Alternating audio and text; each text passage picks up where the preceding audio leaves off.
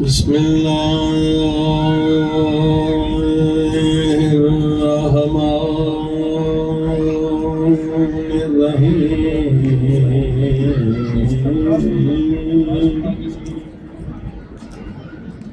والحمد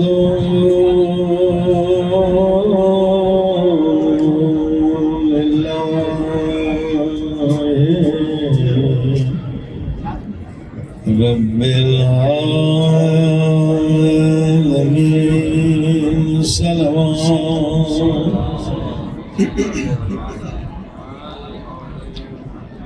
والحمد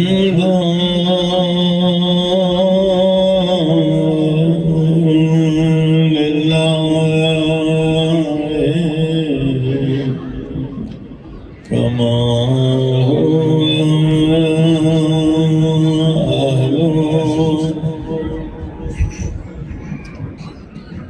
الصلاة والسلام على سيد المرسلين صلوات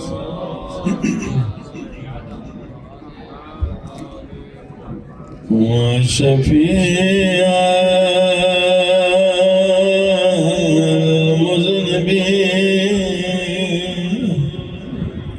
وخاتم النبيين وبالقاسم محمد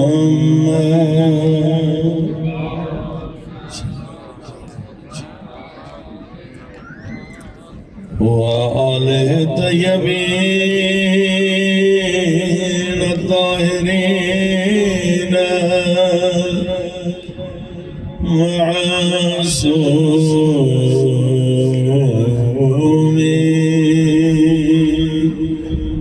ज़माने के इमाम के ज़ुहूर के लिए सब मिल के दुआ करें ताकि दुनिया से सारे जुल्म सारे फितने ख़त्म हो जाए। اللهم كل وليك حجة ابن الحسن صلواتك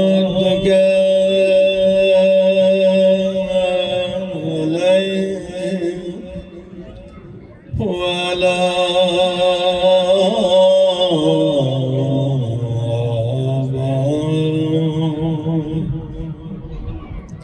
في هذه الساعة وفي كل ساعة وليا وحافظا وقائدا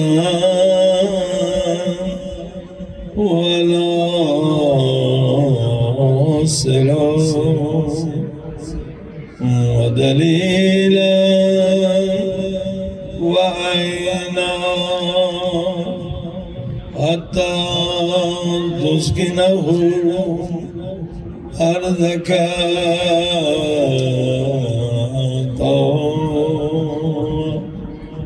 وتمتعه فيها طويلا برحمتك يا أرحم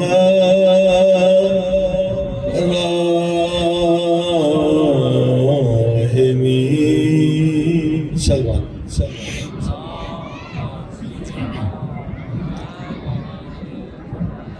أما بعد فقد قال الله تبارك وتعالى في كتابه المجيد بسم الله الرحمن الرحيم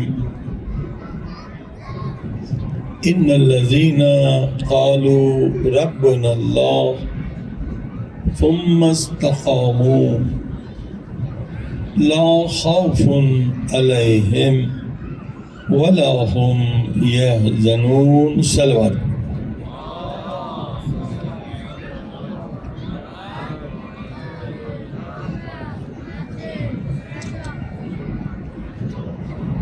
معزز سامعین، سورہ مبارکہ احقاف کی 13ویں آیت پر آج یہ آپ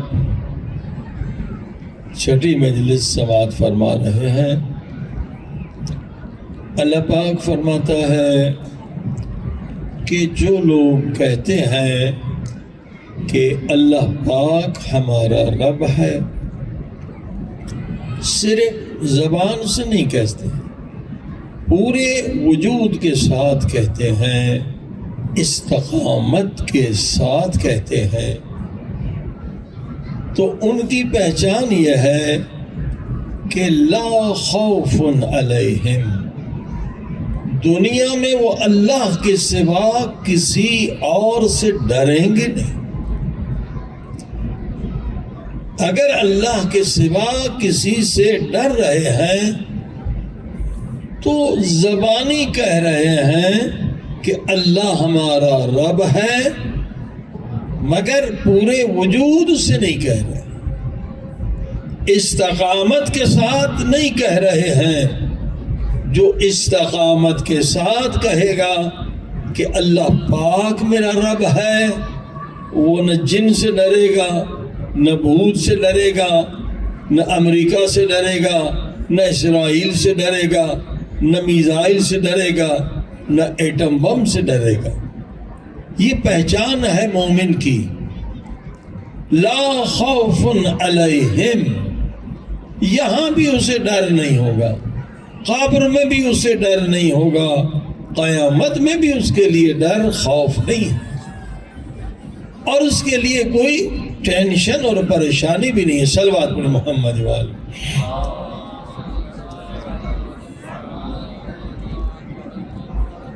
پہلی 4 مجالس میں ہم میڈیکل سائنس سے ثابت کر چکے ہیں کہ خوف، فیئر سے انسان کئی بیماریوں میں مبتلا ہو جاتا ہے، اور 1 2 نہیں 53 خطرناک بیماریاں پیدا ہوتی ہیں ڈر کی وجہ سے، خوف کی وجہ سے.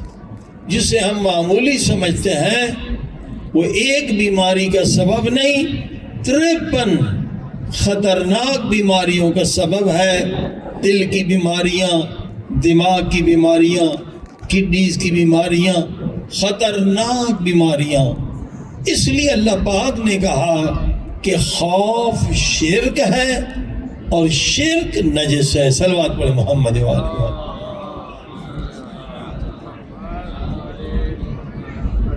اور اس ڈر کو ختم کرنے کے ہم نسخے بھی بتلا رہے ہیں آپ کو. خوف کو ختم کرنے کے لیے سورہ احقاف کی تلاوت زبردست آزمائی ہوئی یہ سورہ ہے. جو بندہ جن سے ڈر رہا ہے، بھوت سے ڈر رہا ہے، چڑیل سے ڈر رہا ہے، یہ وہم کی وجہ سے ڈر رہا ہے، عقل اگر اس کی کامل ہو جائے گی تو یہ ڈر ختم ہو جائے گا.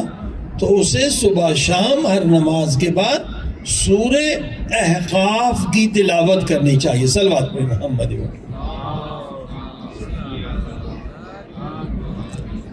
اگر سورہ احقاف نہیں پڑھ سکتا تو اس کے لیے ذکر بھی ہم نے بتایا، وہ بھی قرآن کریم سے ہے. یا رؤوف یا رحیم، کم سے کم 10 تسبیح پڑھے انسان تو انسان بہادر ہو جائے گا، شجاع ہو جائے گا. بزدل منافق ہوتا ہے، وہ بزدلی سے نجات پائے گا. صلوات پر محمد والے.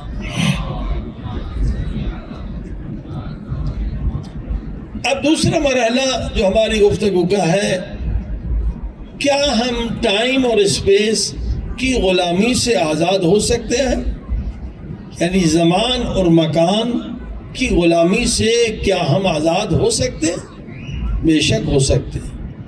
قرآن کی آیات بھی گواہ ہیں، احادیث بھی گواہ ہیں، اور مشاہدہ بھی ہے، تجربہ بھی ہے۔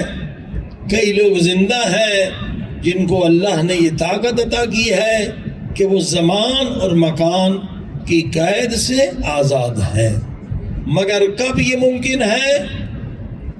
جب قرآن اور اہل بیت دونوں کا دامن تھامیں گے۔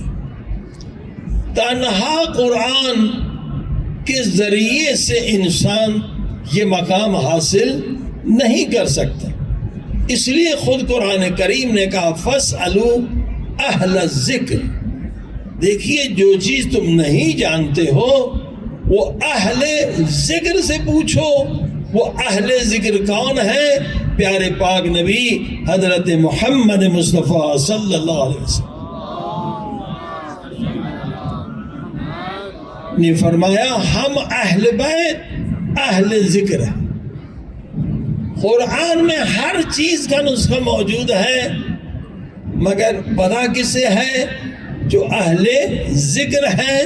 اور اہل ذکر کون ہے؟ آل محمد، محمد و آل محمد۔ صلوات پڑھیں محمد۔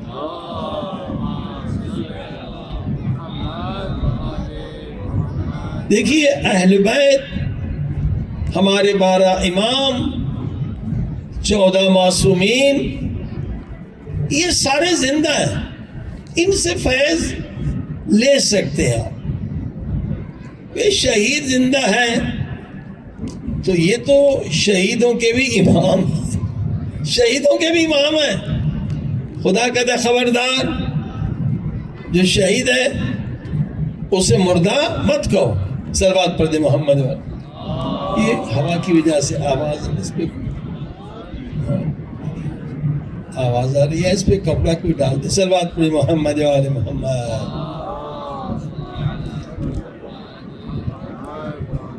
اہل بیت زندہ ہے، ان سے فیض آپ لے سکتے ہیں، یہ کوئی مشکل کام نہیں۔ ہزاروں معجزات ہیں، اور لوگ وہ زندہ ہیں جنہوں نے معجزات دیکھے ہیں۔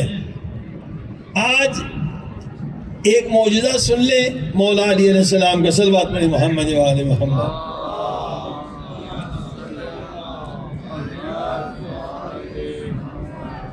کوفے کے اندر ایک شخص مومن رہتا تھا اور بڑا سخی بھی تھا، نام تھا اس کا ابو جعفر۔ سادات کا بھی بہت احترام کرتا تھا اور مولا علی کا بھی بڑا عاشق تھا۔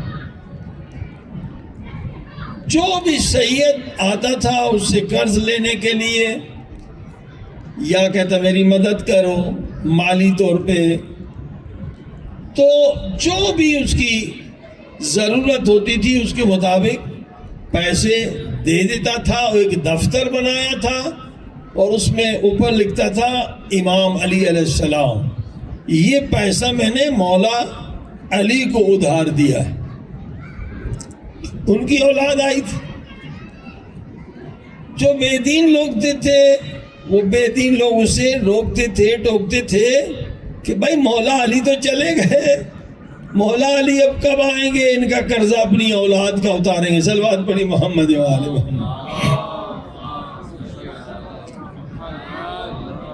اس کا عقیدہ مضبوط تھا کہ نہیں مولا علی زندہ ہے، میرا عقیدہ ہے مولا علی کے بچے ہیں، سادات ہیں، پریشان ہیں، میں ان کی مدد کرتا ہوں، پیسے مولا علی دیں گے مجھے۔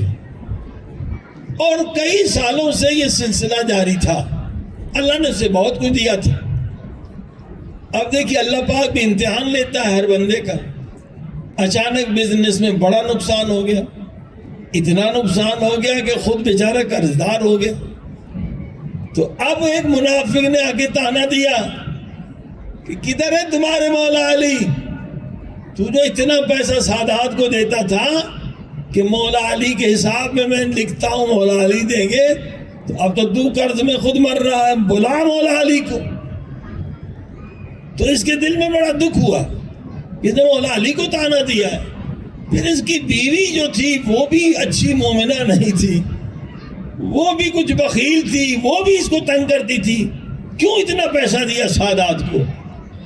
اب تو اتنا پیسہ اگر تیرے پاس ہوتا دوبارہ کاروبار چلتا، جو آتا تھا اسے اٹھا کے دیتا تھا۔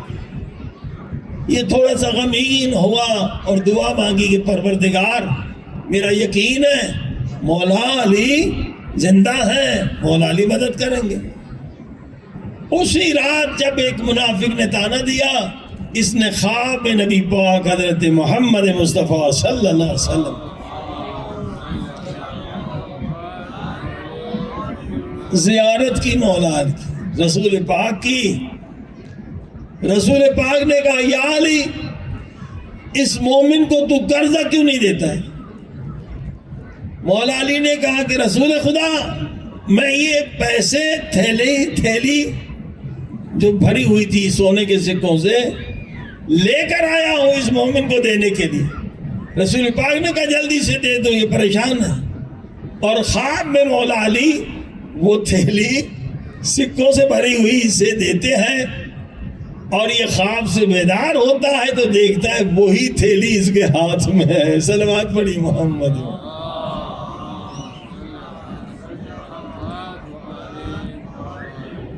تو پہلے تو اپنی اس بیوی کو اٹھاتا ہے جس کا ایمان کمزور تھا کہ تو مجھے ٹوکتی تھی نا مولا علی، کہاں ابھی تجھے دیں گے، اٹھو دیکھو یہ پوری تھیلی سکوں سے بھری ہوئی ہے۔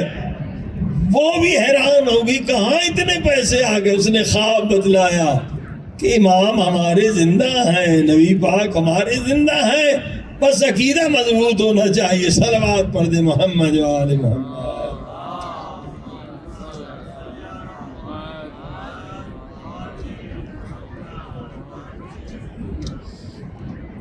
باندھی کا سلام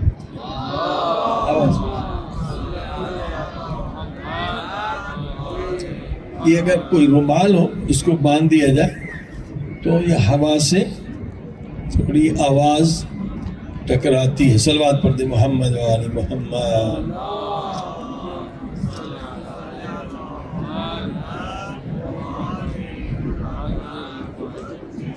باندھی کا صلوات پڑھ دے۔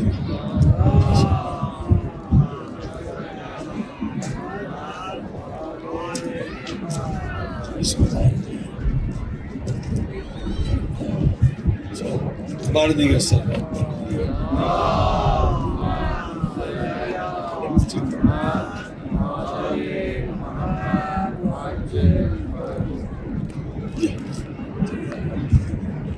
باندھی کا صلوات۔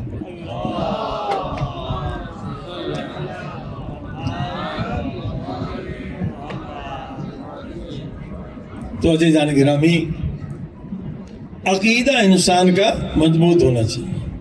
اہل بیت زندہ ہے۔ تو بحث ہو رہی تھی کہ زمان مکان کی قید سے انسان کیسے آزاد ہو جائے۔ جو اعمال روایات میں ہے، احادیث میں ہے، وہی اعمال امام زمانہ علیہ السلام کی زیارت میں کامیابی ہونے کے لیے، یعنی زمان و مکان کی قید سے اب آزاد ہو گئے تو اب امام زمانہ کی خدمت میں پہنچ گئے۔ مقصد بھی یہی ہے۔ مقصد یہ نہیں ہے کہ ہم اپنی کرامات دکھائیں، ہم اپنی شہرت دکھائیں، ہرگز نہیں۔ یا اولیاء خدا کبھی اللہ کی دی ہوئی طاقتوں کا غلط استعمال نہیں کرتے۔ غلط تو چھوڑیے، جائز بھی استعمال نہیں کرتے کہ یہ ادب کے خلاف نہ ہو کہ اللہ نے ایک طاقت دی ہے اور ہم ہر جگہ استعمال کرتے۔ مثلا اللہ پاک نے، اللہ کے نیک بندے ہیں جن کو طاقت دی ہے طیل ارض کی۔ طیل ارض وہی ہے زمان و مکان کی کیسے آزاد۔ ایک لمحے میں کربلا پہنچ جاتے ہیں، ایک لمحے میں نجف پہنچ جاتے ہیں۔ تو یہ طاقت بھی وہ مظلوموں کی مدد میں استعمال کرنے کے لیے تھے۔ کسی مظلوم کی مدد، یہ نہیں کہ اپنی طاقت دکھاتے ہیں، خود کو کچھ سمجھتے نہیں، جیسے کل آپ نے سنا کہ علامہ ہلی 10 سال کی عمر میں مجتہد بن گیا، اور اتنے عالی شان مجتہد تھے کہ مولا علی کی ولایت پر کتاب لکھی 2000 دلیل مولا علی کی خلافت میں. صلوات پڑھی محمد و آلہ.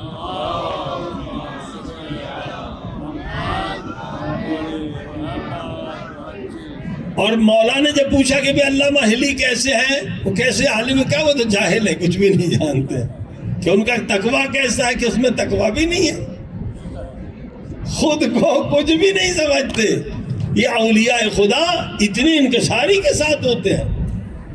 تو اگر اللہ نے کسی کو طاقت دی ہے طیل عرض کرنے کی، وہ اپنی ذات کے لیے استعمال نہیں کرتا، غریبوں کی، مظلوموں کی مدد کے لیے، کسی کی ہدایت کے لیے.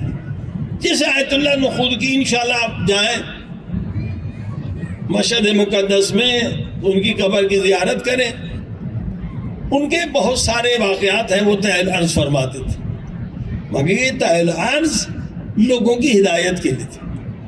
شاہ کا زمانہ تھا تو ایک ان کے خاص عقیدت مند تھے آیت اللہ نخودگی کے.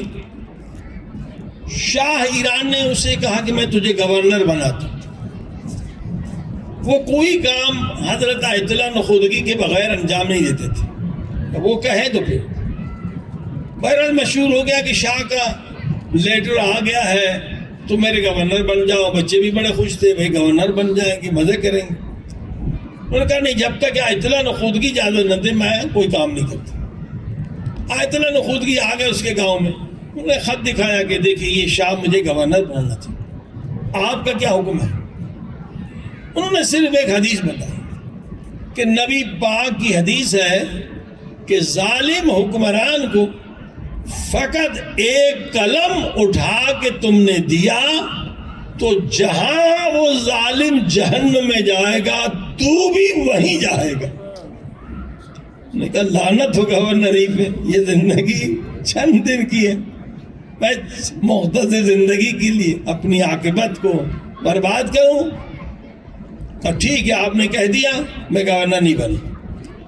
اب وہ جو ان کے بچے بڑے خوش تھے کہ بابا گورنر بننے والا ہے، وہ ان کا تو موڈ خراب ہو گیا کہ اس مولوی نے سارا کام بگاڑ دیا. صلوات پڑھی محمد والے.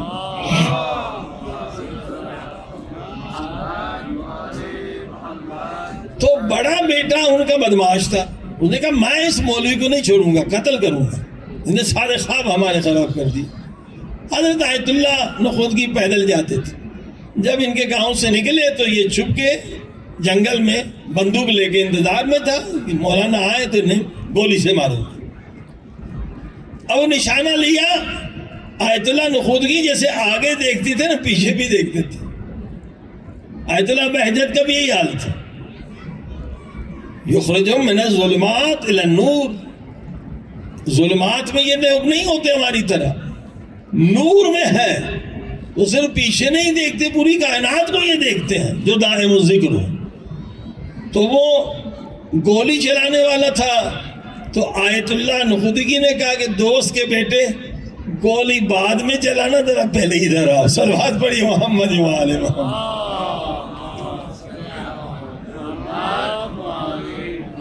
وہ ڈر گیا، یہ تو مولانا پیچھے بھی دیکھ رہے. ہاتھ سے بندوق گر گئی. آئے تھا تو بدماش، مگر بالاخر شیعہ تھا. آیت اللہ نے کہا کربلا کی زیارت کرو گے؟ کون شیعہ انکار کرے گا؟ کہا جی. اپنا ہاتھ میرے ہاتھ میں دے، آنکھ بند کر. بس چند لمحے کے بعد کا آنکھ کھول. اب جو آنکھ کھولی تو سامنے مولا حسین کی ذریعہ تھی. صلوات پڑھ دے محمد. یعنی یہ طاقت گمراہوں کو ہدایت دینے کے لیے ہوتی ہے جو گمراہ. اب تو یہ گمراہ شخص جو قتل کرنا چاہتا تھا قدموں پہ گر پڑا کہ قبلہ مجھے معاف کرے، میں شمر بننے والا تھا. اگر آپ جیسے ولی کو قتل کرتا میں شمر تھا، مجھے معاف کر. کہا تو دوست کا بیٹا ہے، اسی لیے تجھے ہدایت کے لیے یہاں لایا.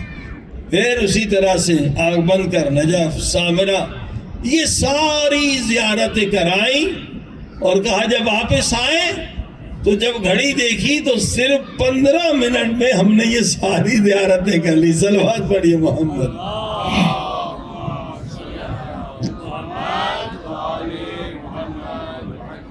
15 منٹ کیوں؟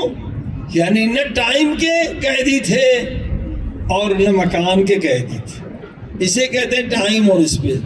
تو اولیاء خدا یہ طاقت اپنی ذات کے لیے استعمال نہیں کرتے, لوگوں کی ہدایت کے لیے استعمال کرتے ہیں, لوگوں کی مدد کے لیے استعمال کرتے ہیں.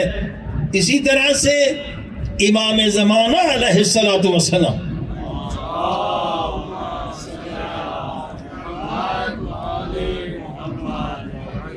پوری کائنات میں امام کے 12 چھپے ہوئے نائبین ہیں جو ہر علاقے میں وہاں کے لوگوں کی مدد کے لیے.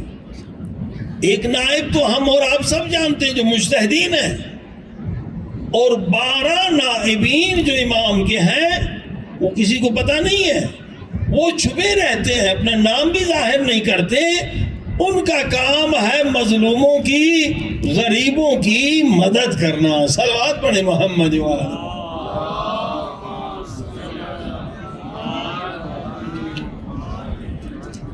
فرمائے اسی لیے فرماتے ہیں کہ پہلے امام زمانہ تک پہنچنے سے پہلے امام کے ان میں سے کسی ایک نائب تک پہنچ جاؤ, یا امام زمانہ کی زیارت سے پہلے حضرت خضر تک پہنچ جاؤ. حضرت خضر بھی زندہ ہے. ہم نے شام میں خود ایک شخص کو دیکھا جو ہندو تھا پہلے, حضرت خضر نے اسے مسلمان کیا. یعنی خود ہم نے دیکھا, کوئی کتابوں کی بات نہیں ہے. پھر حضرت خضر انہیں پاکستان میں لے آئے کہ مدرسے میں پڑھو, دین سیکھو.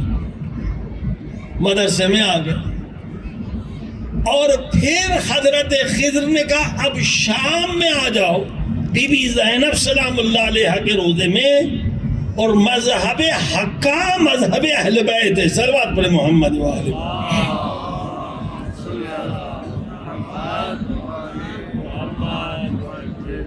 ہندو سے مسلمان ہوا, پھر شیعہ ہوا, پھر شام میں پہنچا.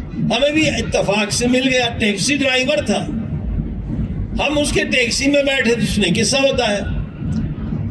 انہوں نے کہا کہ حضرت خضر میرے پاس آتے ہیں, جب بھی مشکل ہو میری مدد فرماتے.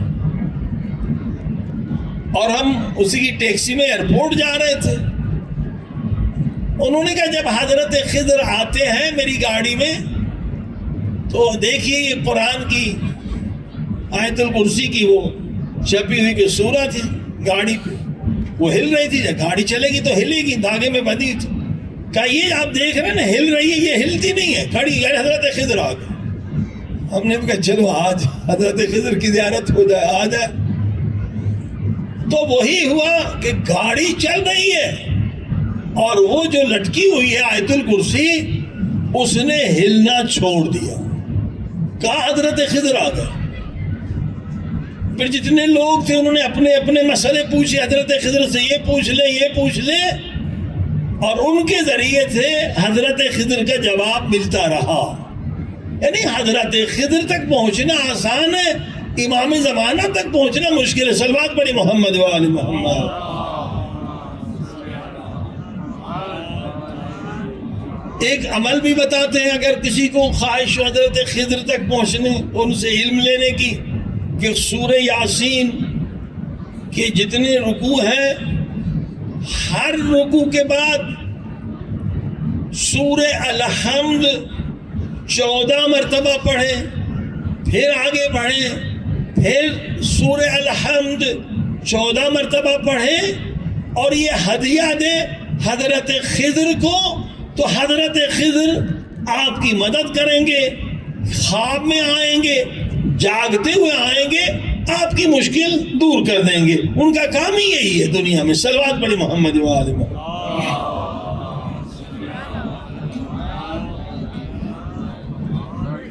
تو یہ اولیاء خدا ان سے فیض حاصل کرتے. تو زمان و مکان کی قید سے آزاد ہونے کے لیے کیا کرنا ہے؟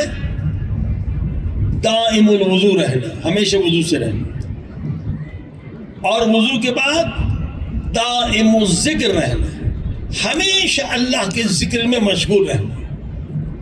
کل آپ نے بہت اہم حدیثیں سنی، ذکر کی فضیلت سنی. جو دائم الذکر بن جائے اللہ اس کے گناہوں کو نیکیوں میں بدل دیتا. جو دائم الذکر بن جائے اس کا مقام بہت بلند ہے، مگر نشانیاں بتلائیں دائم الذکر کی. دائم الذکر کیا ہے؟ جو دائم الذکر بنتا ہے اس کی پہچان کیا ہے؟ کل آپ نے سنی، اسے موت کا ڈر نہیں ہوتا ہے، وہ عاشق شہادت بنتا ہے. جب تک ہم موت سے ڈرتے ہیں چاہے ذکر کر بھی رہے ہیں تو ہمارا ذکر حقیقی نہیں ہے، ابھی زبانی یا قلبی ہے، انفسی نہیں ہے. انفسی یعنی حقیقی ذکر کے حضور، خدا کے حضور میں خود کو سمجھیں. یہ مقام جب ملتا ہے تو انسان کسی سے نہیں ڈرتا، موت سے بھی نہیں ڈرتا، الٹا عاشق شہادت بنتا ہے کہ اللہ پاک مجھے شہادت نصیب کرے. صلوات پڑھی محمد و آلہ. آج ایک اور حدیث پاک سنیں، مولا علی کا فرمان ہے. مولا علی نے زبردست چیز بتلائی. مولا نے فرمایا جو ہمیشہ اللہ کا ذکر کرتے ہیں یہ عبادت تمام عبادتوں سے افضل، تمام عبادتوں سے، حتیٰ کہ جہاد فی سبیل اللہ، جو اللہ کی راہ میں لڑنے جا رہا ہے، قربان ہونے جا رہا ہے، یہ عبادت اس سے بھی افضل ہے. جہاد والا تو جان دینے جا رہا ہے. مولا علی نے کیا فرمایا؟ جو دائم الذکر بن جائے تو اللہ کی راہ میں جو جہاد کر رہا ہے، جان قربان دے رہا ہے، قربان کر رہا ہے، اولاد سے جدا ہو رہا ہے، بچوں سے جدا ہو رہا ہے، یہ اس سے بھی افضل ترین عبادت ہے. صلوات پڑھیں محمد و آلہ محمد.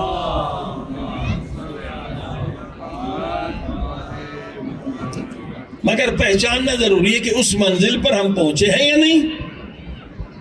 آپ ہر دن ایک نہ ایک نشانی سن رہے ہیں. آج ایک زبردست نشانی ہے دائم الذکر کی. رسول خدا صلی اللہ علیہ وسلم، صلوات پڑھیں محمد و آلہ محمد، فرماتے ہیں میری آنکھیں سوتی ہیں، میرا دل نہیں سوتا. اہل بیت کا بھی یہی حال ہے، آنکھیں سوتی ہیں، دل نہیں سوتا. اور یہی حالت، یہی عظمت خدا اسے دیتا ہے جو ہمیشہ اللہ کا ذکر کرتا ہے. جو ہمیشہ اللہ کا ذکر کرے وہ سوتا نہیں ہے، اس کی آنکھیں سوتی. حضرت آیت اللہ محمد حسین تہرانی ایک ولی خدا تھے، عارف باللہ تھے، ان کے استاد تھے. اور سید حداد، اصل میں انڈین تھے یہ سید حداد، وہ سو رہے تھے تو آغا تہرانی نے ایک اور آیت اللہ سے کہا کہ یہ میرے استاد ظاہراً سو رہے ہیں مگر جو بھی ہم کہتے ہیں یہ سنتے ہیں، ان کی آنکھیں سوتی ہیں، ان کا دل نہیں سوتا. صلوات پڑھی محمد و آلہ محمد. دیکھیں آج پوری دنیا کوشش کر رہی ہے کہ بھائی یہ نیند کتنی کم ہو جائے تاکہ انسان زیادہ کام کرے، زیادہ پروڈکشن بنے. چینیوں نے کئی تجربے کیے ہیں، کیونکہ اصل جو انسان کو نیند چاہیے وہ 15 منٹ ہے. ریپڈ آئی موومنٹ، یعنی جب آپ کی آنکھ کی پتلیاں تیز تیز چلتی ہیں وہ نیند 15 منٹ ہے. مگر اس تک پہنچنے کے لیے کسی کو 7 گھنٹے، کسی کو 8 گھنٹے، کسی کو 5 گھنٹے، کسی کو 4 گھنٹے لگتے ہیں. کہہ رہے کو اسی دوائی بنا دی جائے کہ نیند نہ کریں گے تو صحت بھی خراب ہو جائے گی. یہ دائم الذکر والے ذکر کے ذریعے سے سوتے ہیں مگر آنکھیں ان کی سوتی ہے، دل ان کا نہیں سوتا۔ ایک اور آیت اللہ کو ہم جانتے ہیں، سب سے مشکل کتاب فلسفے میں اسفار ہے، آیت اللہ العظمیٰ صدر الدین شیرازی کی، کہ ہمارے دوست ہیں یہیں پر پروفیسر لیگن ہوزے، یہ امریکہ میں ہوتے تھے، ہیوسٹن یونیورسٹی میں پڑھاتے تھے، رائس یونیورسٹی میں، وہ پہلے کمیونسٹ تھے، یہ ہو گئے مسلمان کیوں؟ جب ایران میں انقلاب آیا، وہاں دیکھا یونیورسٹی میں مظاہرے ہو رہے ہیں، ایرانی لڑکے مظاہرات کر رہے ہیں، اور انقلاب کامیاب بھی ہو گیا۔ تو یہ کہتے میں نے سوچا کہ لینن نے تو، ہمارا جو امام ہے کمیونسٹ تھے، لینن نے تو کہا تھا کہ مذہب آفیم ہے، یہ مذہب سے انقلاب کیسے آ گیا ایران میں؟ تو میں نے شیعت کو پڑھنا شروع کیا تو میں نے دیکھا ان کے پہلے امام بھی شہید ہیں، ان کے دوسرے امام بھی شہید، تیسرے امام بھی شہید ہیں، ان کے تو سارے امام شہید ہیں۔ تو یہ مذہب آفیم نہیں ہے، یہ مذہب انقلابی ہے۔ صلوات پر محمد و آل Muhammad. P H D doctor professor ہیں اور بڑی اچھی کتابیں لکھی ہیں الحمدللہ۔ وہ کہتے ہیں اسفار اتنی مشکل کتاب ہے کہ جب میں اسے پڑھتا ہوں مجھے سمجھ میں نہیں آتی۔ میں پروفیسر ہوں فلسفی کا، اور کاش کہ دنیا کو پتا چلے یہ کتنی عظیم کتاب ہے، ویسٹ کو پتا ہی نہیں ہے، امریکنز کو پتا ہی نہیں، کہ 4-5 مرتبہ پڑھتا ہوں پھر مجھے ایک صفحہ سمجھ میں آتا ہے۔ اور ہم نے ایک آیت اللہ کو دیکھا کہ ان کے ایک ہی شاگرد ہوتے تھے، وہ بھی ڈاکٹر MBBS تھے، وہ سو جاتے تھے، آیت اللہ سو جاتے تھے اور کہتے تھے بیٹا تم یہ پڑھو میں سن رہا ہوں۔ مشکل ترین کتاب وہ سوتے ہوئے میں درس دیتے تھے۔ صلوات پڑھیے محمد و آل محمد۔ جو مشکل ترین کتاب۔ تو دائم الذکر کی پہچان کیا ہے؟ کہ آنکھیں سوتی ہیں، ان کا دل نہیں سوتا، اور ان کی نیند ہماری طرح نہیں ہوتی ہے۔ ہماری نیند ہے تھکن دور ہو جائے، انرجی واپس آ جائے، زخم ٹھیک ہو جائے، مگر جو دائم الذکر ہیں یہ جب سوتے ہیں تو ہر رات پروردگار سے یا نبی پاک سے یا مولا علی سے ایک درس لیتے ہیں۔ صلوات پڑھی محمد۔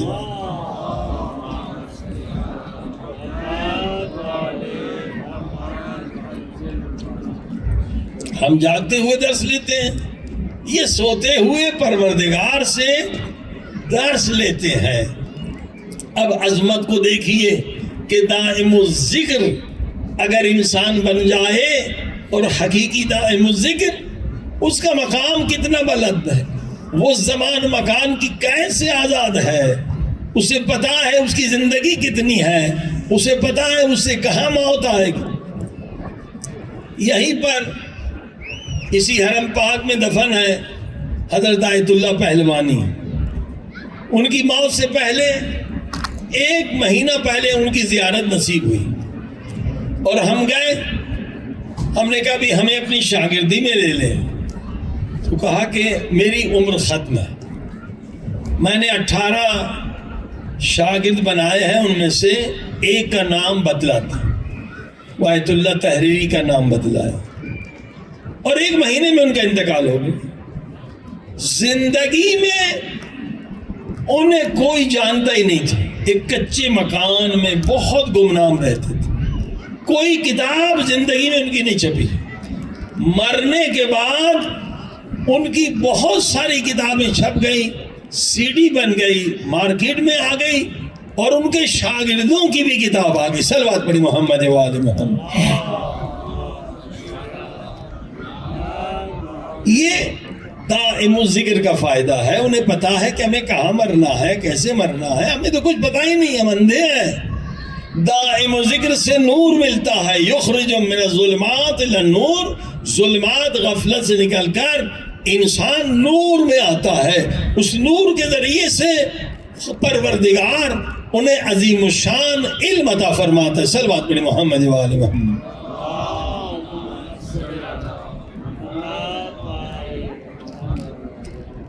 ایک اور چیز جو اس سے بھی شاید بعض کے لیے عظیم تر، مولا علی کی غذا کیا تھی؟ سوکھی نان کی روٹی. یہ جو دائم الذکر بھی ہوتے ہیں یہ شکم پرست نہیں ہوتے ہیں، ان کی غذائیں بھی بہت ہی مختصر ہوتی ہیں. ایک 40 نکالتے ہیں، پھر دوسرا 40. حضرت موسیٰ علیہ السلام نے بھی 40 نکالا تو وہ کلیم اللہ بنے. 40 کیا ہے؟ 40 دن کی عبادت. اور اس میں ترک حیوانی کی بھی شرط ہوتی ہے، کوئی حیوانی چیز نہ کھائے. اب جتنی مزیدار چیزیں ہیں وہ تو حیوانی ہی ہوتی ہیں. مٹھائیاں وہ دودھ سے بنتی ہیں، ہاں جی، گوشت یہ بھی حیوانی چیز ہے. تو آغاز کرتے ہیں گوشت سے، کیونکہ مولا علی فرما 40 دن میں ایک دن گوشت کھانا ضروری ہے، مگر 40 دن پھر کوئی گوشت کی چیز نہیں کھاتے، ترک حیوانی سے کہتے. اور ہر 40 میں ایک مقصد ہوتا ہے، ایک پردہ ہٹے، دوسرا پردہ ہٹے، ایک نیت ہوتی ہے. اور عجیب ہے نبی پاک صلی اللہ علیہ وسلم کا فرمان، صلوات پڑھیں محمد و آل محمد. رسول خدا صلی اللہ علیہ وسلم فرماتے، یا ابا ذر، اے ابو ذر، جو بھی کام کر تو پہلے نیت کر کہ یہ کام میں اللہ کی رضا کے لیے، اللہ کی محبت کے لیے، اللہ کے عشق حاصل کرنے کے لیے کر. تو ہم صرف نماز میں نیت کرتے، رسول خدا کہتے نہیں، جو بھی کام کرو پہلے نیت کرو. اس کے اثرات ہیں. فرما اگر غذا کھاتے ہو تو بھی نیت کرو کہ یہ غذا اس لیے کھاتا ہوں تاکہ اس سے طاقت ہو اور نماز شب پڑھ سکوں، قرآن کی تلاوت کر سکوں، دعائے کمیل پڑھ سکوں، دعائے ابی حمزہ، دعائے ندبہ پڑھ سکوں. تو وہ توفیق ہوگی. ہم نیت نہیں کرتے. نیت بہت عظیم ہے. فرمایا سوتے وقت بھی نیت کرو. ہم سوتے وقت کہاں نیت کرتے ہیں؟ رسول خدا کہہ رہے ہیں ابو ذر سوتے وقت بھی نیت کرو، اس کا اثر پڑتا ہے. کھاتے وقت بھی نیت کرو، لباس پہنے وقت بھی نیت کرو. نیت کا بہت ہی نورانی اثر پڑتا ہے. دیکھیے سوتے وقت کیا نیت کرے انسان. سوتے وقت کہتے نیند موت کی بہن ہے. کتنے لوگ ہیں جو بیچارے جب سوتے ہیں تو اٹھ نہیں پاتے. زلزلہ آ گیا مر گئے، گیس لیک ہو گئی مر گئے، سانپ بچھو نے ڈس دیا مر گئے، کہیں میزائل آ کے گرا مر گئے. فرمایا نیت کرو، سوتے وقت نیت کرو کہ پروردگار اگر میں مر گیا اور جب میرے موت کے بعد امام زمانہ کا ظہور ہو جائے تو مجھے امام زمانہ کے اصحاب میں شامل کرنا، مجھے قبر سے اٹھانا. یہی تو دعائے حد میں پڑھتے ہیں. صلوات پڑھی محمد و آل محمد.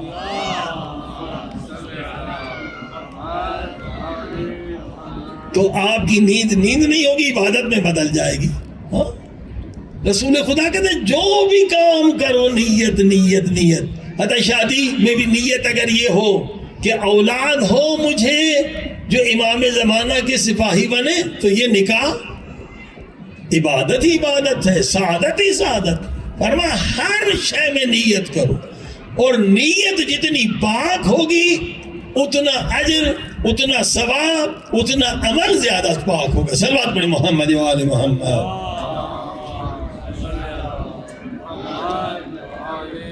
دیکھیے جو سوتے وقت ہم جو سوتے ہیں یہ وقت بہت اہم ہے، اور جو نیند سے بیدار ہوتے ہیں یہ دونوں وقت بہت اہم، مگر اکثر ہم اسے برباد کر دیتے ہیں، اس کی طرف توجہ نہیں دیتے. نبی پاک کی حدیث سنیں، حضرت محمد مصطفیٰ صلی اللہ علیہ وسلم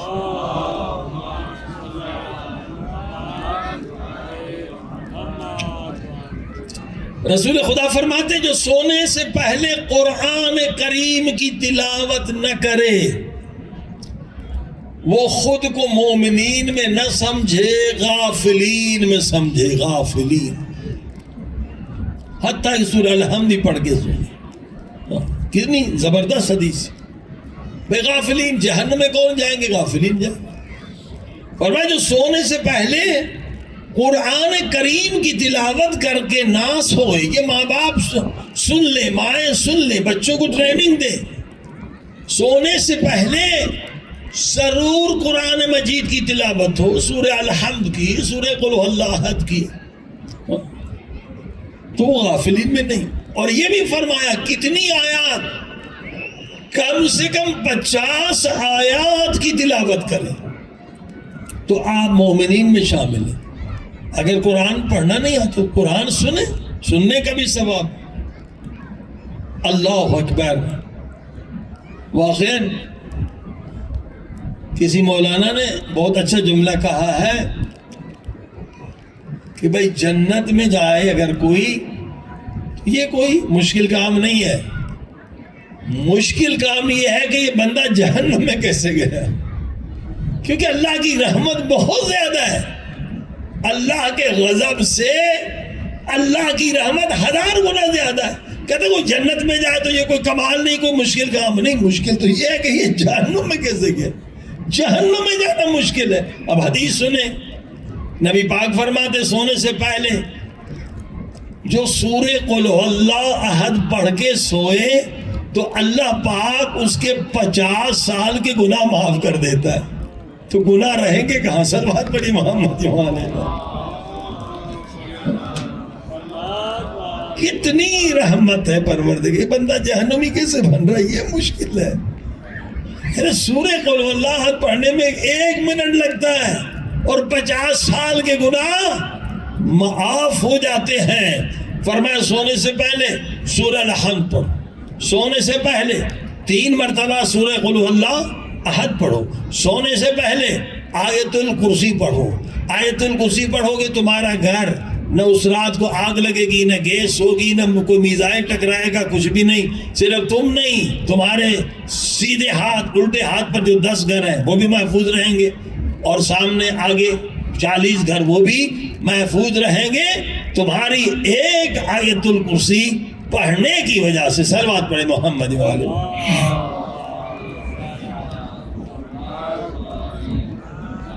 اچھا جی ہاں، اب چاہتے امام زمانہ کی زیارت ہو تو یہ سونے کا وقت بہت اہم ہے. فرمایا جو انسان سونے سے پہلے 17ویں سورہ بنی اسرائیل کی تلاوت کر کے سوئے گا تو اسے موت نہیں آئے گی.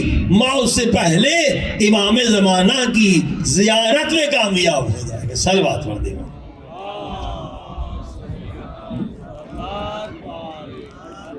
بتائیے کتنا آسان ہے. ادھر گناہ معاف ہو رہے ہیں اور ادھر درجات بلند ہو رہے ہیں اور امام زمانہ کی زیارت کی خوشخبری مل رہی ہے. اسے کہتے ہیں مسبحات. مسبحات 6 یا 7 سورے ہیں. سونے سے پہلے ان کو پڑھنے کا بہت زیادہ ثواب اپنی جگہ پر.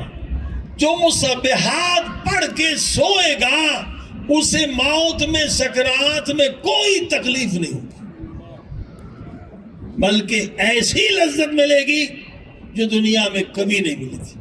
اب مسبحات اگر یاد ہو جائیں تو کتنی دیر لگتی ہے؟ شاید 20 منٹ. مسبحات کون سی سورہ ہیں؟ سورہ حدید، سورہ حشر، ایک دوسرے کے پیچھے ہے، ایک سورہ چھوڑ دیں. سورہ حشر، سورہ تغابن، سورہ صف، سورہ جمعہ، سورہ اعلی. یہ سب اللہ کی تسبیح سے شروع ہوتی ہیں. اسے کہتے ہیں مسبحات. یسبح للہ ما فی السماوات والارض سبح اسم ربک الاعلی. مگر اکثر علماء کہتے ہیں یہ بس 6 ہیں، مگر بعض جنہوں نے تجربہ کیا کہتے ہیں نہیں، بنی اسرائیل بھی مسبحات میں ہے. اس سے پہلی سورہ جو ہے سبحان الذی اسریٰ بعبدہ، سبحان ہے اللہ کی ذات جو اپنے عبد کو معراج پر لے گئے. لہذا یہ بھی مسبحات. ان سورہ مسبحات اکثر علماء 6 سورے کہتے ہیں، اور بعض علماء جنہوں نے تجربہ کیا کہتے ہیں نہیں یہ بھی مسبحات میں ہے. تو صرف 6 سورہ بھی پڑھ لیں، اس کے لیے بھی یہ حدیث ہے کہ جو یہ سورہ سونے سے پہلے پڑھے گا وہ موت کے وقت تکلیف کیا لذت دیکھے گا، اسے پیارے پاک نبی محمد مصطفیٰ صلی اللہ علیہ وسلم کی زیارت نصیب،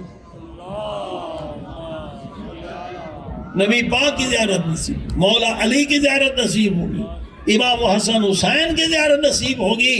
تو یہ کتنی حسین اور کتنی پیاری اور کتنی لذیذ موت ہوگی جس میں نورانی ہستیوں کی زیارت ہوتی. لیکن کل آپ نے سنا قصہ شیخ رجب علی خیاط کا کہ اللہ پاک نے اسے بلند مقام دیا گناہ سے بچنے کی وجہ سے. ان کی برزخی آنکھ کھل گئی، 2 فرشتوں نے انہیں درس دیا کہ اللہ کے عشق میں فنا کیسے ہوتی. اور اس کے بعد علماء ان کے شاگرد بنے، ان سے فیض لینے لگے. ایک عام آدمی تھا مگر کیونکہ گناہ سے خود کو بچایا اور اللہ نے اسے عظمت دی. حرم پاک مولا رضا میں دفن ہے، خاص سے کمرے میں دفن ہے. ان سے کسی نے سوال کیا آواز شیخ رجب علی مجھے سب سے آسان نسخہ بتائیں کہ میں کیسے امام زمانہ کی زیارت کروں. صلوات پڑھی محمد وآلہ.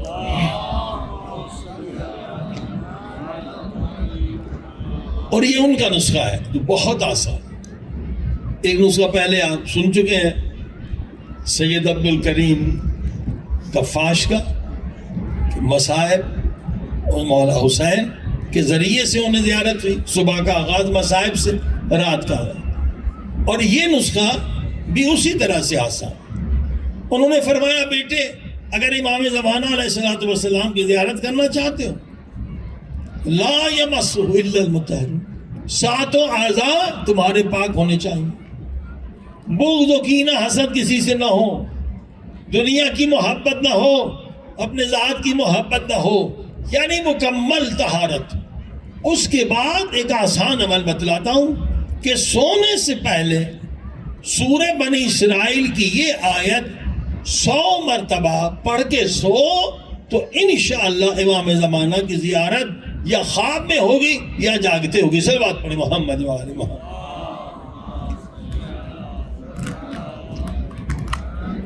اور وہ کیا آیت ہے؟ بہت آسان ہے جو آپ حضرت معصومہ کے حرم میں جاتے ہیں نا اذن دخول کے وقت پڑھتے ہیں رب ادخلنی مدخل صدق. اے خدا جہاں بھی جاؤں صدق و صفائی کے ساتھ جاؤں. وَأَخْرِجْنِي مُخْرَجَ صِدْقٍ، اور جہاں سے بھی نکلوں صدق کے ساتھ، ایمان کے ساتھ، سچائی کے ساتھ. وَجَعَلْ لِي مِن لَدُنْكَ سُلْطَانًا نَصِيرًا، پروردگار مجھے اپنی طرف سے مددگار عطا فرما. یہ پیغمبر کی دعا ہے جو اللہ نے قبول کی اور مددگار میں مولا علی عطا فرمایا. صلوات پڑھ دے محمد.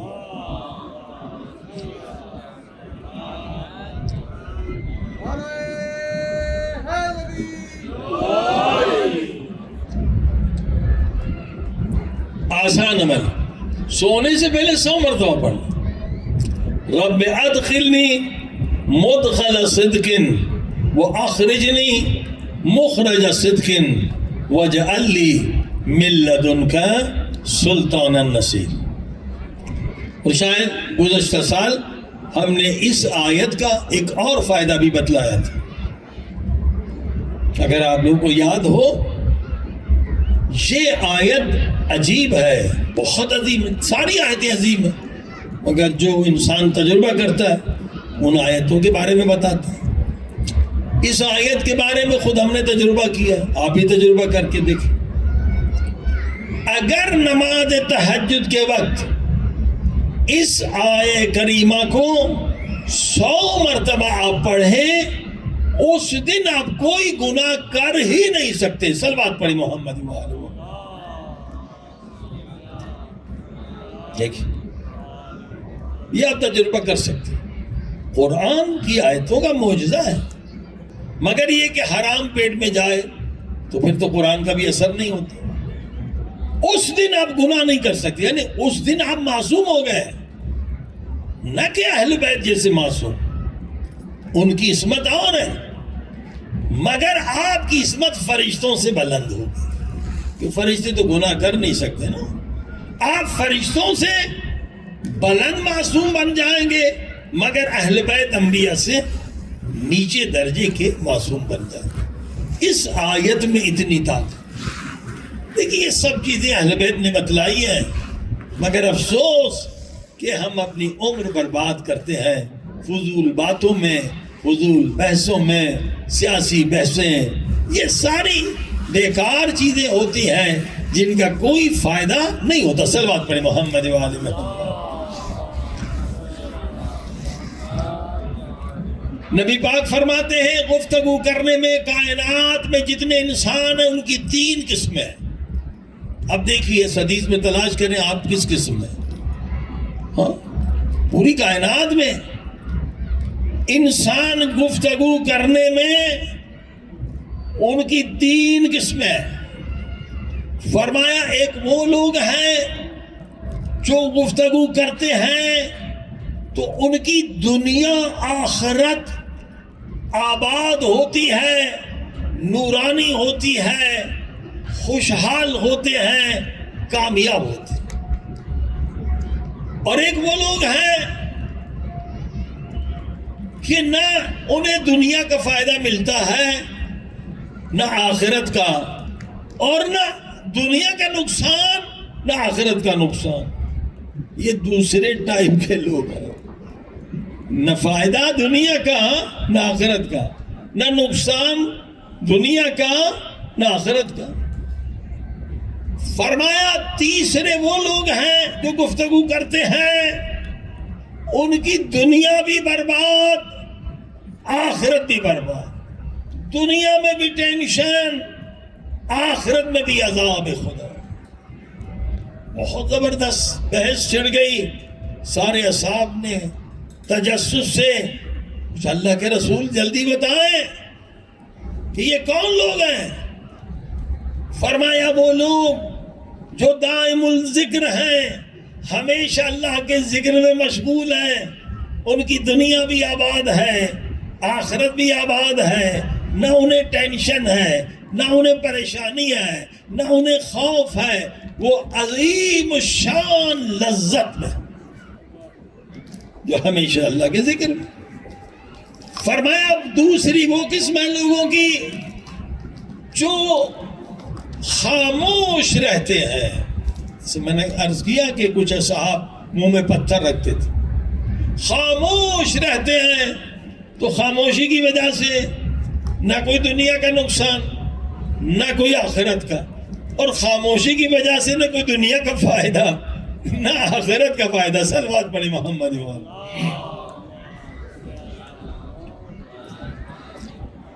مگر تیسری قسم جس سے بچنا ہے, جو گفتگو کرتے ہیں, غیبتیں کرتے ہیں, گالیاں دیتے ہیں, تہمتیں لگاتے ہیں, اور کبھی وہ باتیں کرتے ہیں جس کا نہ دنیا کا فائدہ نہ آخرت کا فائدہ.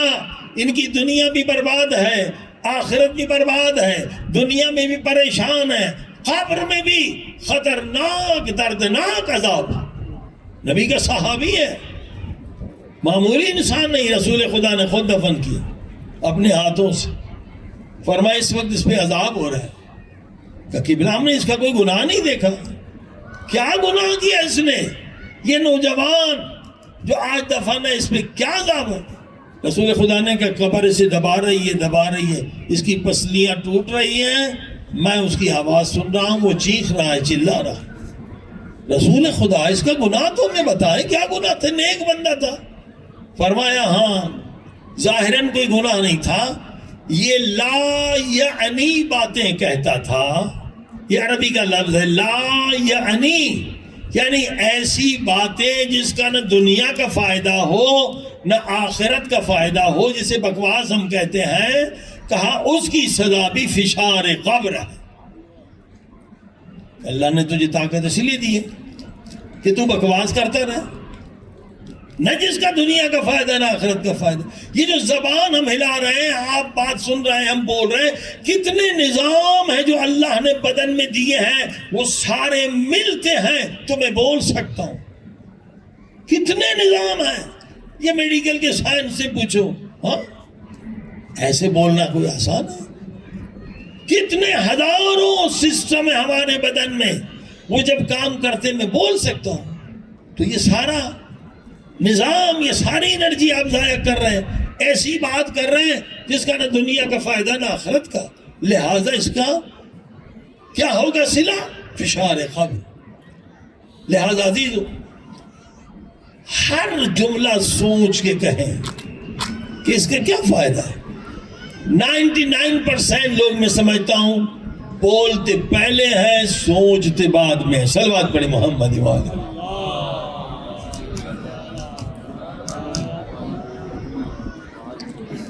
شاید اندازہ غلط ہو، بعض جگہ پر ایسے لوگ 99% نہ ہو، کم اکثریت کی بات ہی۔ اگر ہم سوچ کے پھر بات کریں تو پھر جنتی بننا کوئی مشکل کام نہیں۔ کبھی کسی جملے سے کسی کا دل دکھ جاتا ہے، کبھی کسی جملے سے میاں بیوی میں طلاق ہو جاتی ہے، کبھی کسی جملے سے کوئی قتل ہو جاتا ہے، ہمیں پتہ ہی نہیں چلتا۔ اس جملے کی وجہ سے یہ تباہی بربادی ہوگی۔ لہذا پہلے انسان سوچے۔ اللہ پاک نے 32 دانتوں کے قید میں زبان کو رکھا ہے۔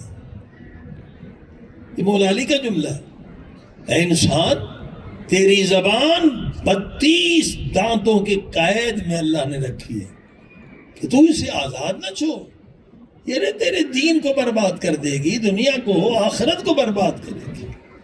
لہذا خوش نصیب ہیں جو ہمیشہ دائم الذکر ہے، نہ انہیں ٹینشن ہے، نہ انہیں خوف ہے، نہ انہیں پریشانی ہے، وہ عظیم و شان لذت میں رہتے۔ صلوات پڑھیں محمد و آل محمد۔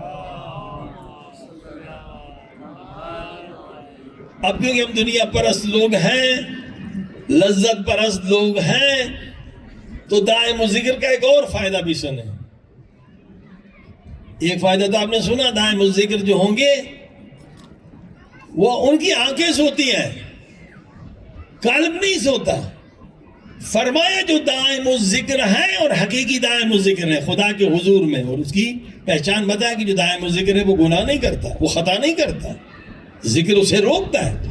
فرمایا جو دائم الذکر ہمیشہ ذکر میں رہتے ہیں، وہ ظاہراً تو جو کی روٹی کھاتے ہیں، تم سمجھتے ہو یہ جو کی روٹی کھا رہے مولا علی، مگر جب بھی کھاتے ہیں تو اللہ انہیں ایک نئی لذت اسی جو کی روٹی کے ذریعے سے دیتا ہے۔ صلوات پڑھی محمد۔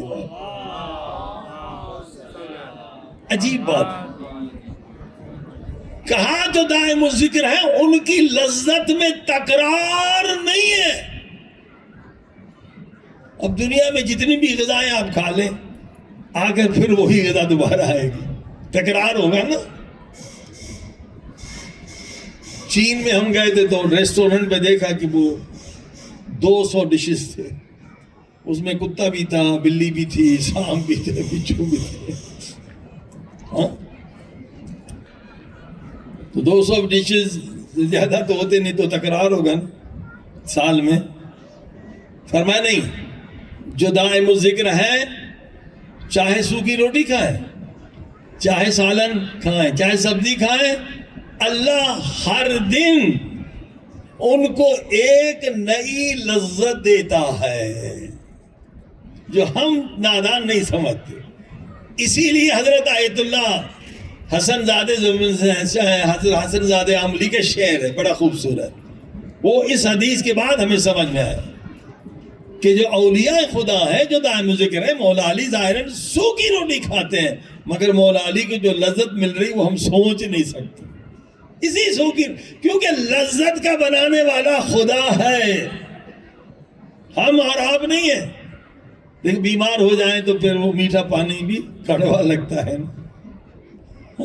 یہ لذت زبان میں اللہ نے خلق کی ہے، کیونکہ جنت کی صفت ہے، جنت کی لذتوں میں تکرار نہیں ہے، ریپیٹیشن نہیں ہے، ہر دن ایک نئی لذت۔ اولیاء خدا کو وہی لذت دنیا میں ملتی ہے، یہ ہے مقام یقین۔ تکرار نہیں ہوتا۔ اللہ اکبر، یہ ہے دائم الذکر کی عظمت۔ اچھا، غذا میں جو بھی کھائیں نئی لذت ملتی ہے۔ فرمایا جب نماز وہ پڑھتے ہیں تو ہر نماز میں بھی انہیں نئی لذت ملتی ہے۔ صلوات پڑھ دے محمد وآلہ۔ اب بتائیے، اگر ہم نماز میں تھوڑا گریہ بھی کر لیں تو وہ ایک ہی طرح کی لذت ہے، مگر یہ اولیاء خدا جب نماز پڑھتے ہیں ہر نماز میں انہیں خدا ایک نئی لذت دیتا ہے۔ کھانا کھائے، ہر غذا میں انہیں نئی لذت۔ کھاتے وقت بھی تو دائم ذکر ہے نا، کھاتے وقت بھی وہ ذکر میں مشغول ہیں۔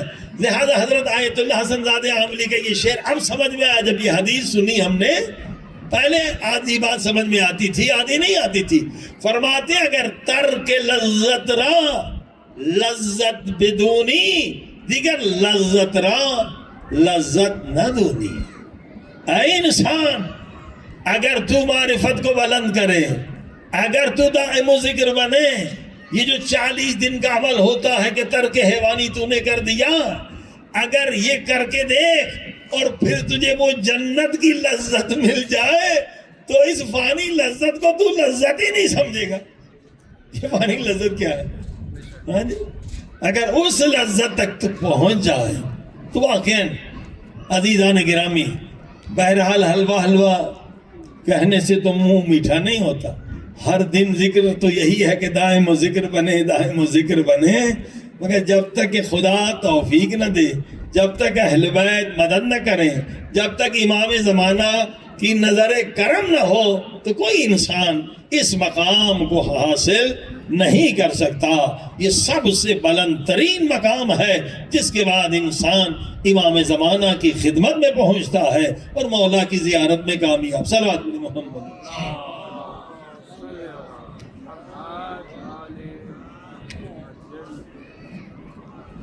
آئیے اب دعا کی طرف چلیں اور دعا کریں کہ پروردگار، جو سنا گیا، جو پڑھا گیا، سننے والوں کو، پڑھنے والوں کو عمل کی توفیق عطا کہ یہ ہماری زبان ہمیشہ اللہ کے ذکر میں مشغول رہے۔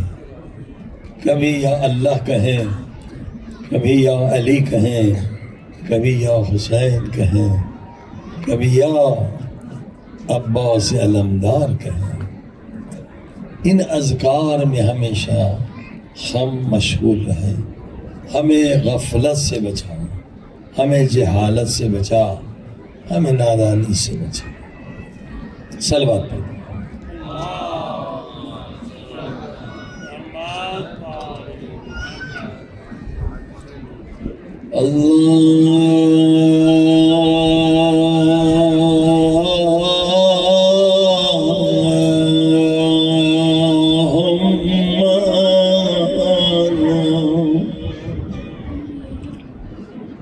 صلی اللہ محمد وآل محمد وعجل فرجهم۔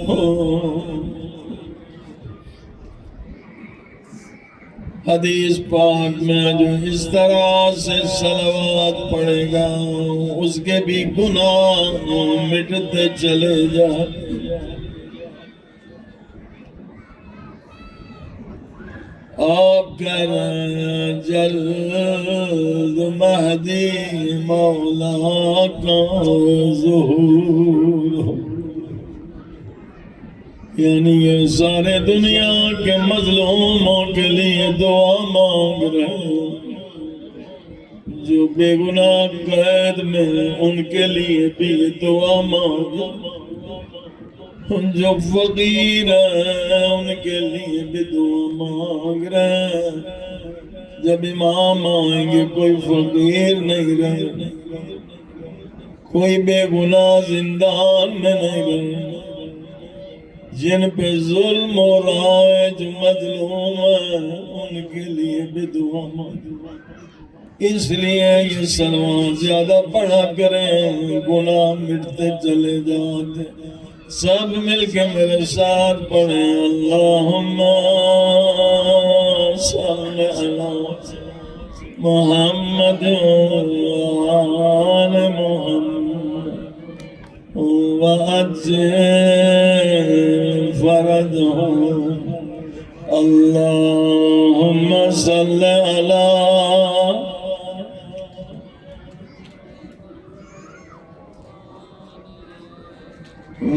عجل فرجهم۔ جتنا مجمع اتنی آواز نہیں آئی، شرما کے نہ پڑے، گھبرا کے نہ پڑے، پورے وجود کے ساتھ، پورے عشق کے ساتھ درود بھیجے اہل بیت۔ اللہم صلی علی محمد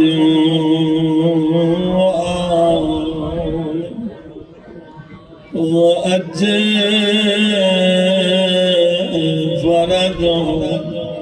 روایت میں بلند آواز سے صلوات پڑھنے سے دلوں کی نجاست نکل جاتی ہے، دل پاک ہو جاتی ہے۔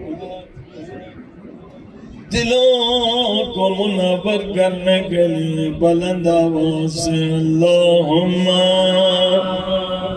صلی علی محمد وآل محمد وعجل اللہم صلی۔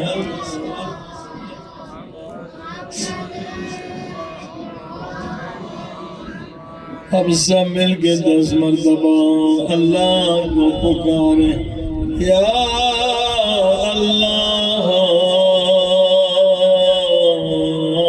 یا اللہ یا اللہ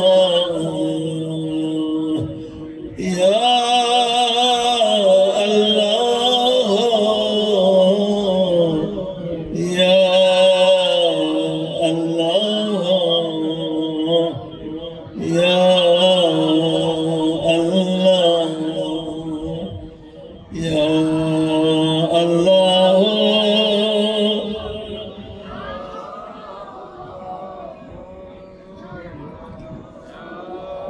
یا مجیب دعوت مزتلی، یا کاشف کرب مکروبین۔ سب مل کے فریاد کریں، یا غیاث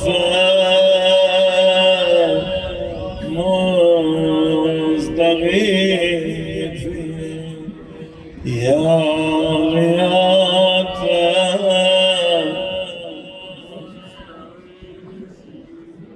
یا غیاث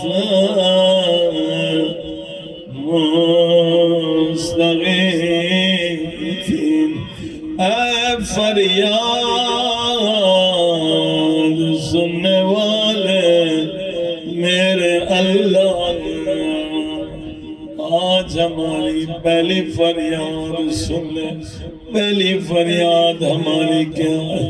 آج ہمارے سارے گناہ بخش، صرف ہمارے گناہ نہیں، ہمارے والدین کے گناہ بخش، جنہوں نے ہم پر احسانات کیے ہیں ان کے گناہ بخش دے، جن کا حق ہماری گردنوں پہ ان کے گناہ بخش دے۔ آئیے سب کی نیابت میں فریاد کریں، یا غفار یا غفار یا غفار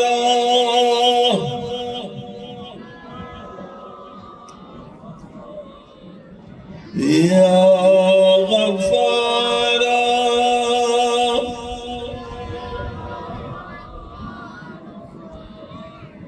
غفار یعنی بخشنے والے، میرے اللہ خدا کتنا جلد بخشنے والا ہے۔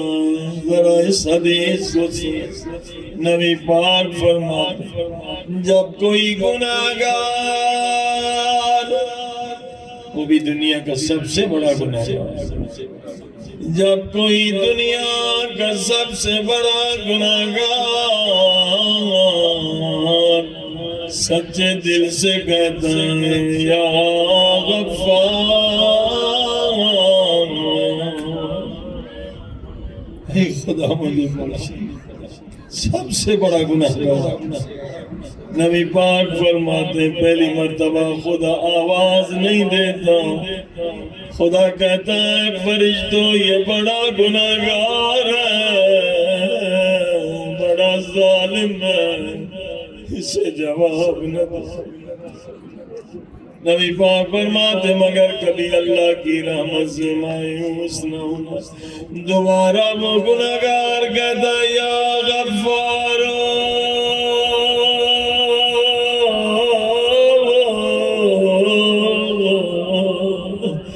اگر بہت بڑا گناہگار ہو دوسری مرتبہ بھی خدا جواب نہیں دیتا، مگر جب تیسری مرتبہ یہ آنکھوں میں آنسو آتا رو کے کہتا یا غفار،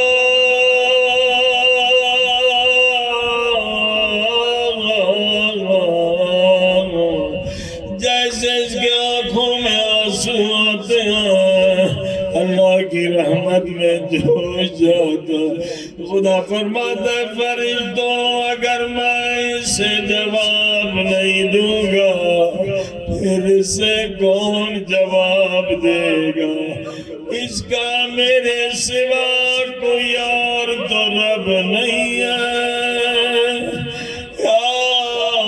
اسے بخش دو، اسے عطا کر دو، اے خدا مہربان۔ ہم بھی بار بار کہیں یا غفار، اگر خدا نے بخشنا نہ ہوتا خدا کبھی اپنا نام غفار نہ سنے، غور سے سنے، دل سے سنے، روتی ہوئی آنکھوں سے سنے یہ جملے، اگر خدا کو بخشنا نہ ہوتا کبھی خدا بی بی فاطمہ زہرا کو خلق نہ کرتا، کتنا بھی گناہگار ہے اگر خدا کے در پہ آ کے کہے اے خدا اس لحظے کا واسطہ جب ظالموں نے زہرا کے دروازے پہ آگ لگائی، آئے دروازے کو لاچ ماری، دروازہ پاک زہرا کے اوپر گرا، 40 سپاہیوں کا لشکر دروازے کے اوپر زہرا کا بچہ محسن شہید ہو گیا، خدا محسن کے صدقے میں ہمارے گناہ بخش، خدا بخش دے، یہ واسطہ رد نہیں کرے گا۔ اگر خدا نے ہمیں بخشنا نہ ہوتا کبھی امام حسن کو خلق نہ کرتا، کوئی کتنا بھی گناہگار ہے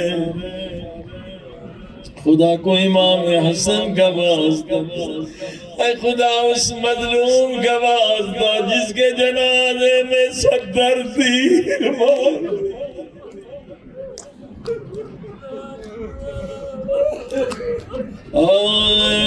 اس مظلوم کا واسطہ جس کا سفید کفن خون سے رنگین۔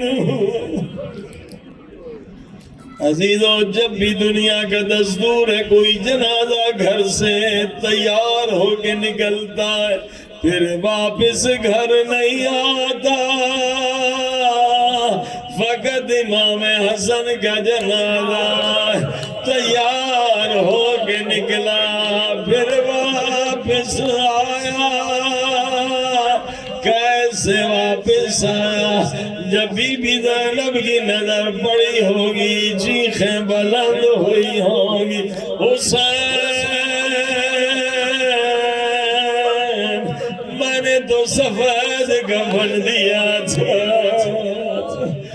حسن کے کفن کو کس نے لال کر دیا؟ اگر خدا نے ہمیں بخشنا نہ ہوتا تو خدا کبھی حضرت علی اکبر کو خلق نہیں کرتا۔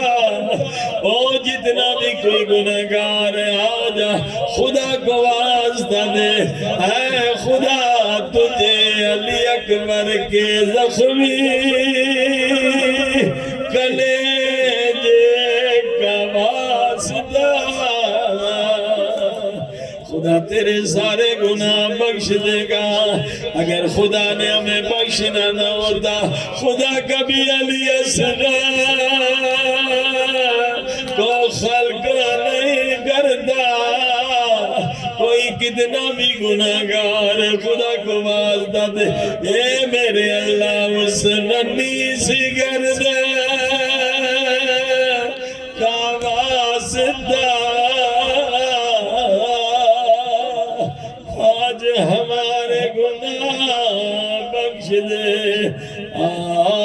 اگر خدا نے ہمیں بخشنا نہ ہوتا خدا کبھی سکینہ کو خلق نہ کرتا۔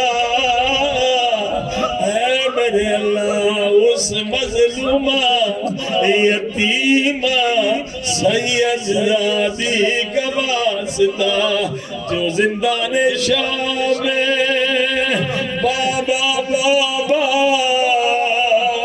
کر کے رخصت ہو گئی، یہ ساری رحمت کے دروازے ہیں، ان کے صدقے میں خدا سے مانگے آج خدا ہم پہ رحم کر دے، آج خدا کرم کر دے، ہمارے گناہوں کو معاف کر دے۔ سب مل کے 10 مرتبہ فریاد کریں، یا ارحم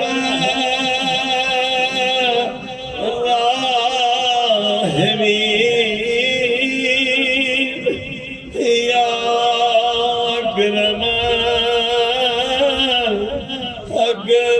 الاکرمین، بلند یا ارحم یا اکرم الاکرمین،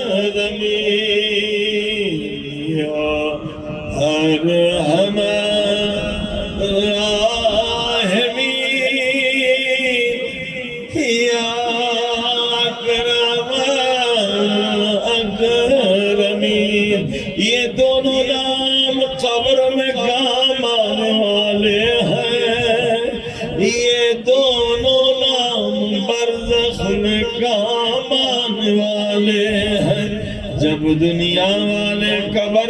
مٹا کے چلے جائیں گے، اولاد چلی جائے گی، دوست چلے جائیں گے، اب قبر میں تنہا رہ جائیں گے، اس وقت فریاد کرنا یا ارحم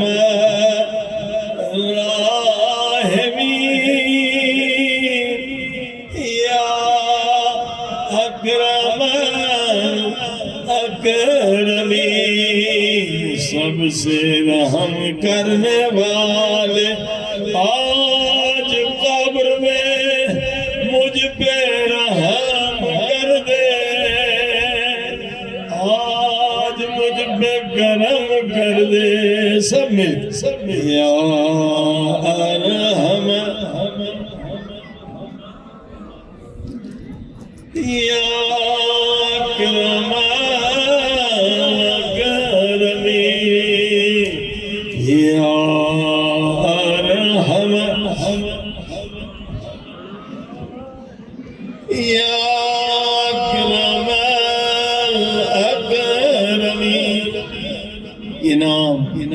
بہت عظمت و عظمت و عظمت۔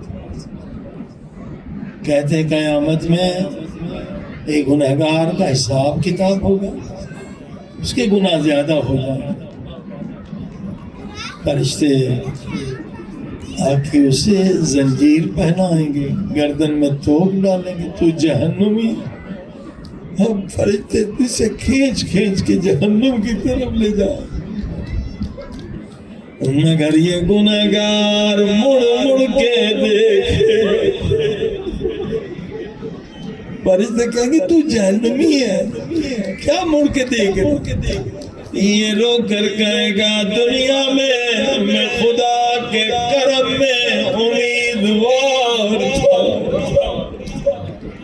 بس ایک جواب، کوئی لمبی تقریر، اے فرشتوں میں دنیا میں خدا کے کرم میں امیدوار تھا، یہ میرے گردن میں توق کیسا، یہ میرے ہاتھوں میں زنجیر کیسا، جیسے خدا کے کرم کا نام لائے گا زنجیر ٹوٹ جائیں گے،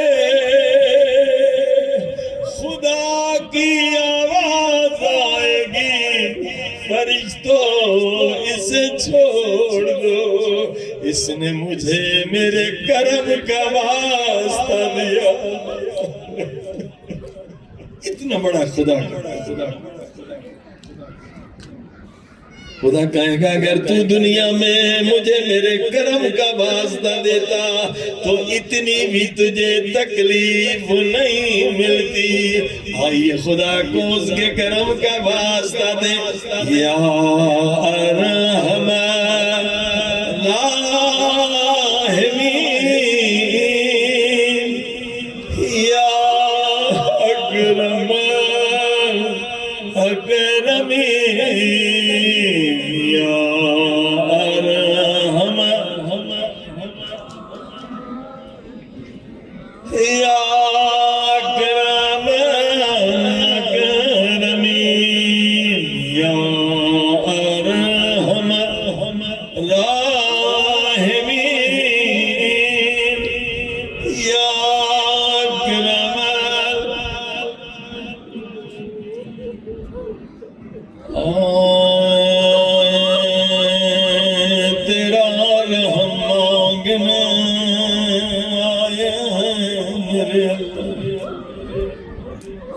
حسین کی مجلس، حسین کا حرم ہے، سامنے معصوم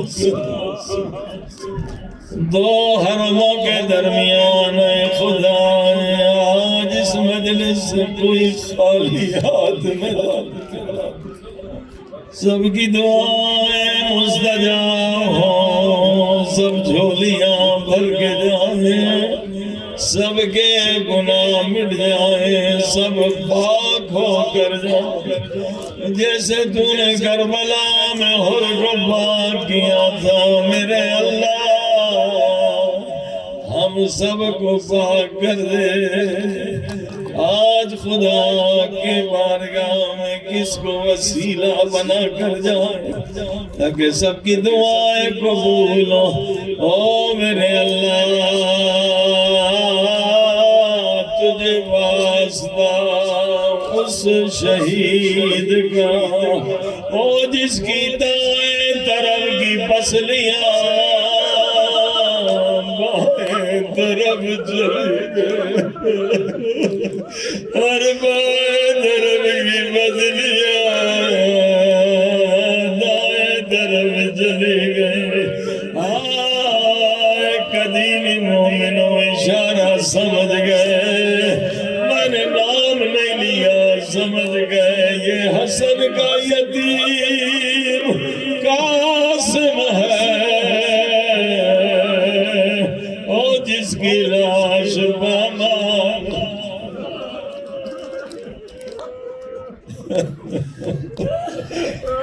تیرا برس کا قاسم، مگر عاشق شہادت اماں سے باتیں ہو رہی ہیں، شب عاشق اماں کہتے قاسم بیٹا میں سید زادی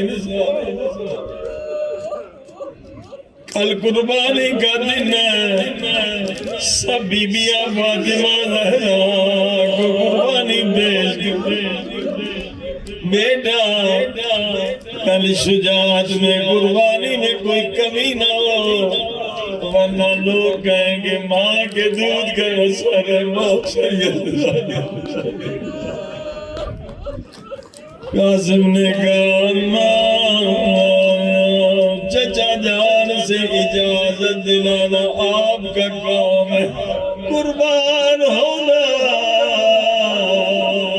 فداکار ہونا میرا کام۔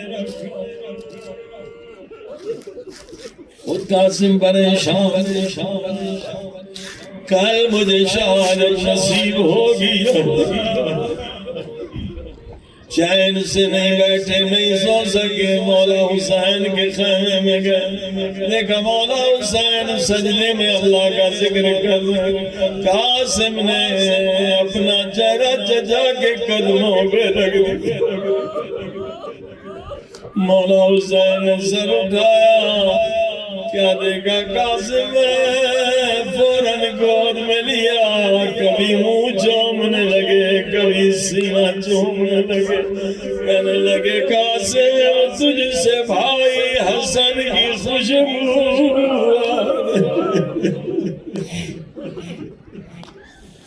بیٹا آدھی رات کا تجھے اماں کے پاس ہونا چاہیے، اس وقت میرے خیمے میں کہا چچا جان اماں سے کچھ ایسی باتیں ہوئی، میں پریشان ہو گیا، میری نیند اڑ گئی، اماں نے کہا میں سید زادی نہیں، اللہ جانے میری قربانی قبول ہوگی۔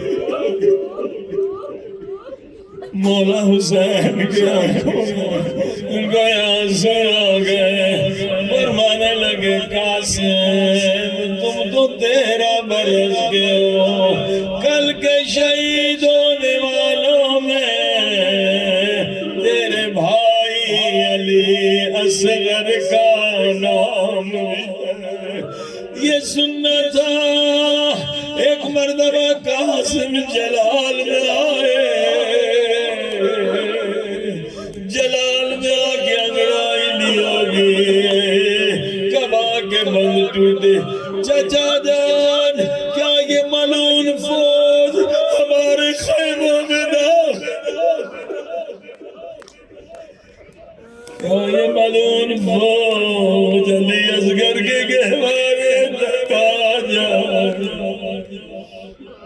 فرمایا قاسم تیری زندگی میں کس کو مجال ہے؟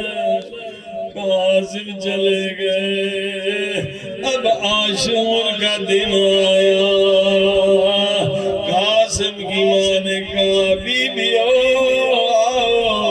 میرے بچے کو سجاؤ، حسن کا امامہ رکھا، لباس پہنایا، اولاد والوں قاسم اتنے چھوٹے تھے خود سے گھوڑے پہ نہ بیٹھ سکے مولا حسین نے گھوڑے پہ بٹھایا اب قاسم میدان کی طرف ہے حسین مولا ریت کے ٹیلے پر بیٹھے ہیں حسین مولا کی نظر قاسم پہ ہے اور بی بی زینب خیمے کے در پہ کھڑی بی بی زینب کی نظر حسین کے چہرے پر ہے اور قاسم کی ماں مصلی عبادت میں بیٹھی ہے قاسم کی ماں کی نظر زینب کے چہرے پر ہے جب قاسم کسی ظالم کو فنار کرتے ہیں حسین کا چہرہ کھلتا ہے زینب کو دعائیں دیتی ہے ماں دعائیں دیتی یہ نظروں کا تار بندھا ہوا اچانک قاسم گھوڑے سے گرے حسین ریت کے ٹیلے سے گرے زینب خیمے کے در سے گری قاسم کی ماں سجدے میں گری او میرے اللہ تیرا شکر ہے میری قربانی تو نے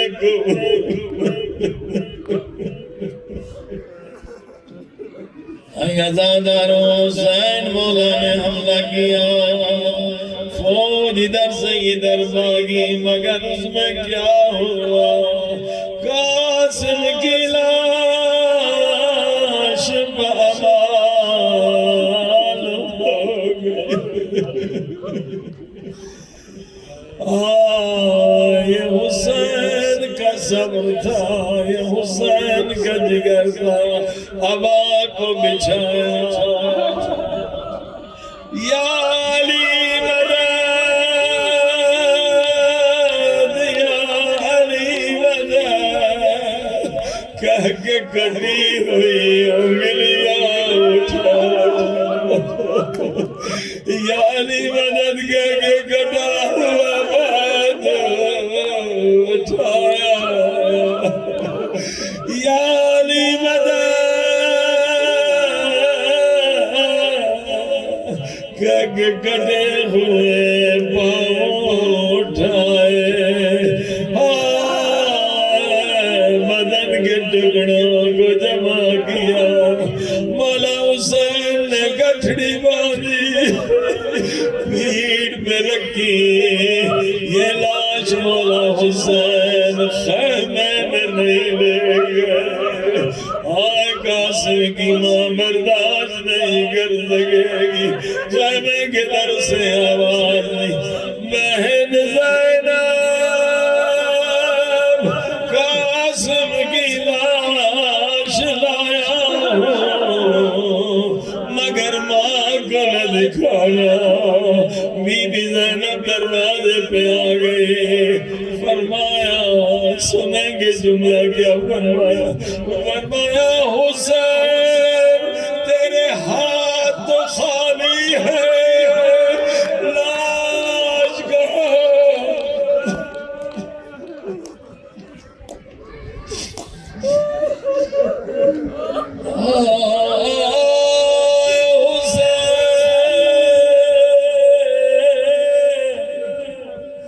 تیرے ہاتھ تو خالی ہے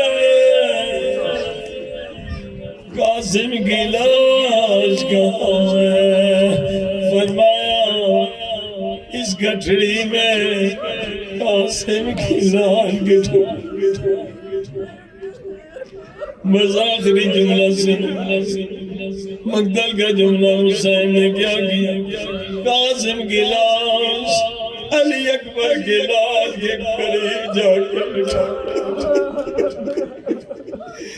حسین نے کیا کیا عجیب کام کیا حسین مولا قاسم علی اکبر کی لاش کے بیچ میں بیٹھ گئے ایک ہاتھ قاسم کی لاش پہ رکھا دوسرا ہاتھ کی لاش پہ آسمان کی طرف نگاہ بلند کی فرمایا باہ غربتا